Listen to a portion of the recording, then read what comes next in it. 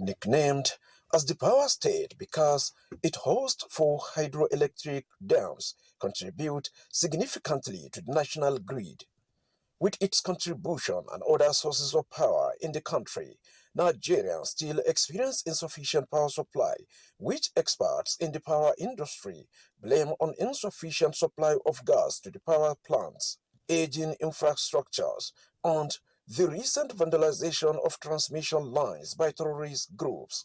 Stakeholders in the power sector in Niger State, most of who spoke off camera, attribute the recent blackouts in parts of the country, especially some northern states, to the activities of terrorists who vandalized some of the distribution lines that evacuates electricity from some hydro dams in Niger State to other parts of the country. There was vandalization that happens along Kaduna, Shiroro Kaduna, Kaduna transmission line.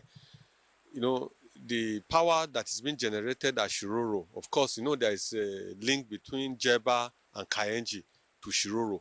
So the towers that carried power or evacuate power from Shiroro to Kaduna, which now transmit to the northern part of the country, 2 towers were actually affected, Tower 132 and Tower 136.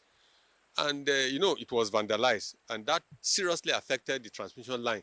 And, of course, that is enough to cut off power supply to the northern part of the country. And because of security reasons, they could not restore the line immediately. So there is another line, a double line circuit from Agwaji, Apia, 33 kVA line. So that is the only route that can take power from these axes to the northern part of the country, particularly north-east and north-west, down to Niger. That line too, the 2 line, had issues. They also identified human factor as one of the reasons responsible for the recent national grid collapse. Technology is taking care of a lot of things now. Look at it. We have drones that can monitor the lines.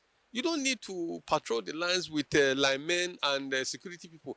These drones can monitor the lines for you and even do some actions to take control of some of those challenges. The transmission network himself is also weak. Although Niger State was not adversely affected by the recent national grid collapses, most of the northern states were seriously affected.